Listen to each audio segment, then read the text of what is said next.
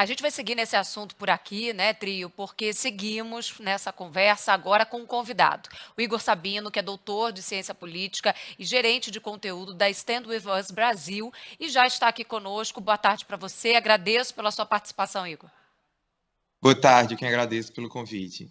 Igor, a partir de agora, né, o grande questionamento há uma incerteza, esse processo que tem 50 dias, né, para novas eleições, e já se falava de uma proximidade muito grande do Raíssa com o Ali Khamenei. Então, era uma sucessão praticamente certa. E agora, como é que fica esse destino? De fato, a gente está vendo aí um verdadeiro, né, House of Cards, uma disputa dentro da elite iraniana em relação a quem vai assumir agora a presidência do país. Vale ressaltar que uma das características que a gente via no Ibrahim Rassine é justamente essa proximidade com a Ayatollah e também o fato dele ser aquele líder que estava sempre disposto a aceitar as ordens que vinham de cima.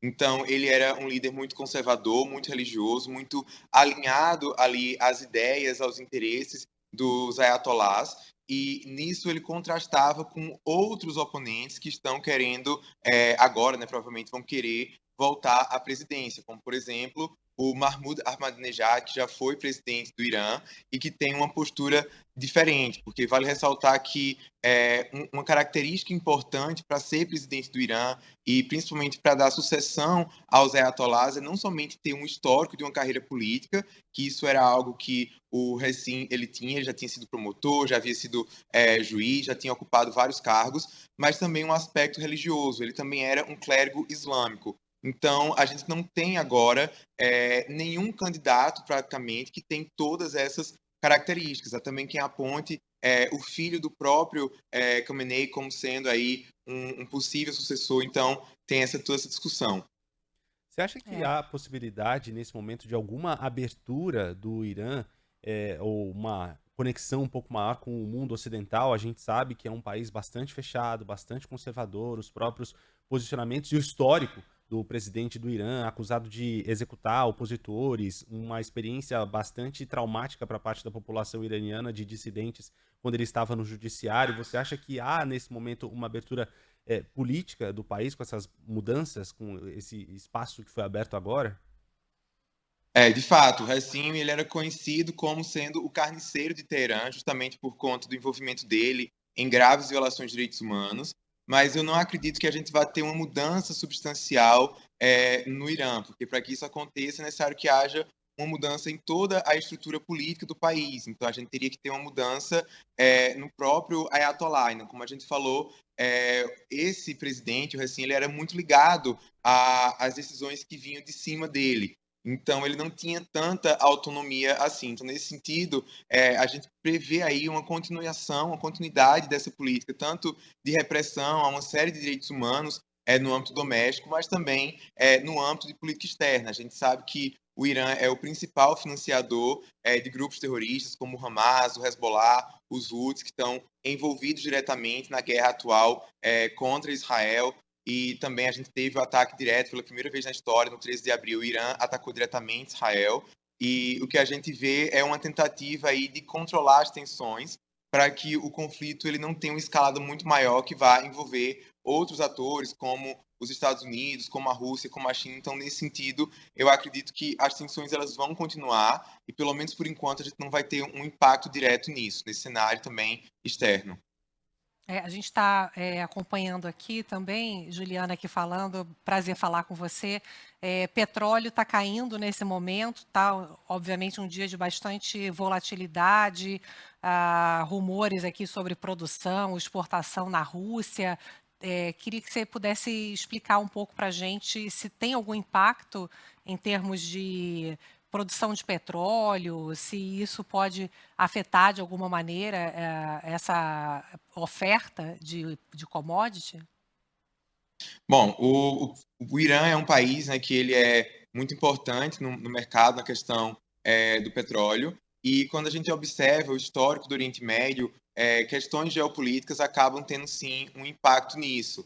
A gente tem o maior exemplo disso, né, o choque do petróleo, depois da guerra do Yom Kippur, mas como eu falei, eu acredito que hoje é esperado que a gente tenha realmente toda essa especulação, essa tensão, porque não sabe ao certo quem vai substituir o Recém, como que vai ficar a política interna iraniana, mas eu acredito que a gente, como não vai ter grandes mudanças do ponto de vista tanto da política externa quanto da política doméstica, o que a gente está tendo agora, o que pode acontecer, é muito mais uma disputa entre as elites da política iraniana, quem vai passar a guiar os rumos do país, mas não vai haver uma mudança estrutural de forma de governo, coisa do tipo. A gente tem visto protestos muito tímidos, né? Algumas pessoas, alguns iranianos comemorando as mortes nas ruas, outros nas redes sociais, mas não tem uma movimentação em massa para depor o atual governo, né, o atual regime. Então, como isso não está acontecendo, eu acredito que a longo prazo a gente não vai ter um impacto tão grande no petróleo. Acho que hoje é natural, é esperado, a gente teve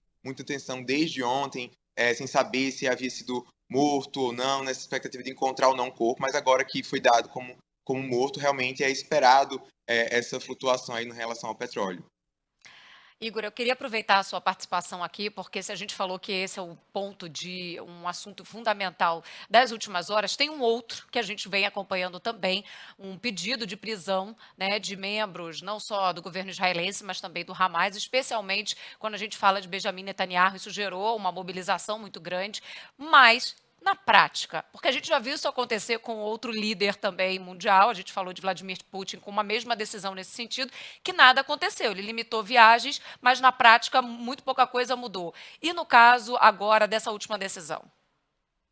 Bom, é importante a gente ressaltar que existe uma diferença entre a decisão do Putin e essa que foi emitida em relação ao Netanyahu e ao ministro da Defesa de Israel, né, o Gallant, também em relação ao Hamas, alguns líderes do Hamas, que é o fato de que o Putin ele foi julgado e condenado pelo Tribunal Penal Internacional. Então, foi emitido um mandato de prisão para ele, embora não haja jurisdição na Rússia, pelo fato da Rússia ela não fazer parte, né, dos acordos lá do Tratado de Roma, mas caso ele vá para um país que seja signatário disso, ele teria que ser preso porque ele já foi julgado e condenado.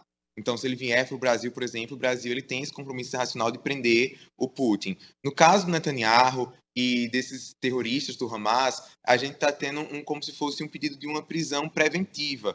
Então, ainda não foi levado a julgamento, a gente não tem uma sentença final. E o que gerou aí uma grande discussão, uma forte oposição, principalmente de Israel e agora dos Estados Unidos, é o fato de que você está lidando com um país, no caso de Israel, que é uma democracia, que tem um sistema judiciário que é independente, que já mostrou a sua independência em outros casos, em outros julgamentos de crimes de guerra. Então, a sensação que se tem em Israel é de que a soberania do país estaria, de certa forma, sendo ignorada ao querer levar esse caso do julgamento do Netanyahu para a esfera internacional. Vale ressaltar que o Netanyahu ele também tem sido julgado já em Israel com relação a outros crimes, a outras questões, e fora isso, de certa forma, acaba havendo uma equivalência entre líderes de um país democrático que está buscando se defender de um atentado terrorista e os próprios terroristas que cometeram esse ataque, de certa forma, iniciaram essa guerra, que é o caso do Hamas. Então, julgar os dois ao mesmo tempo acaba trazendo essa visão negativa e traz aí toda uma série de discussões mais amplas na política internacional. Nós ouvimos aqui no Entre Nós o Igor Sabino, é doutor em ciência política, gerente de conteúdo da Stand With Us Brasil. Muito obrigado, Igor, por ter conversado aqui com a gente a respeito do que pode mudar agora no cenário do Irã com a morte do presidente, confirmada hoje cedo no horário oficial do Brasil, depois de cumprir a agenda no Azerbaijão, numa queda de helicóptero. Obrigado, Igor. Até uma próxima oportunidade. Obrigada. Até mais, eu que agradeço.